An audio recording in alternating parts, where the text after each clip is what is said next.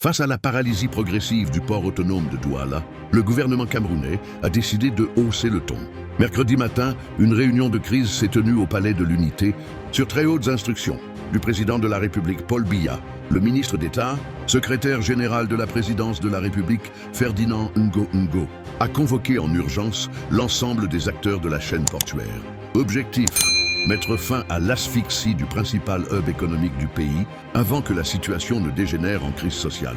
Depuis plusieurs semaines, le port de Douala fait face à une congestion sans précédent. En cause, des pannes répétées et de graves lenteurs au niveau des scanners de marchandises. Résultat, des milliers de conteneurs bloqués, des coûts logistiques en forte hausse et des importateurs asphyxiés. Les conséquences commencent déjà à se faire sentir sur les marchés, notamment à Yaoundé, où les prix de certains produits de première nécessité connaissent une hausse inquiétante. Un signal d'alerte qui a poussé la présidence à reprendre la main sur un dossier jusque-là enlisé entre les douanes, le port autonome de Douala et les prestataires techniques. Autour de la table, les ministres des Finances et des Transports, le directeur général des douanes, ainsi que le top management du PAD, ont reçu un message clair et ferme. Le retour à la normale doit être immédiat. Pour désengorger le port, plusieurs mesures d'urgence ont été arrêtées.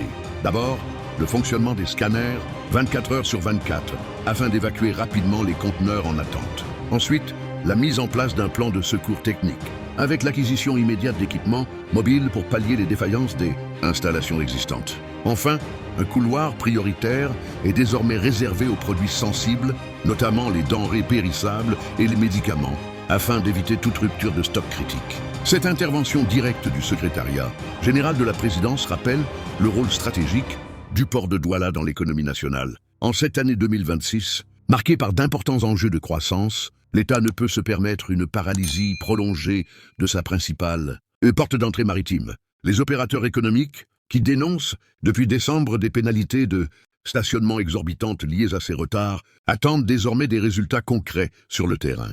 De son côté, le SGPR a assuré qu'un suivi rigoureux de l'application de ces mesures sera effectué dans les tout prochains jours et MTV pour vous informer en temps réel.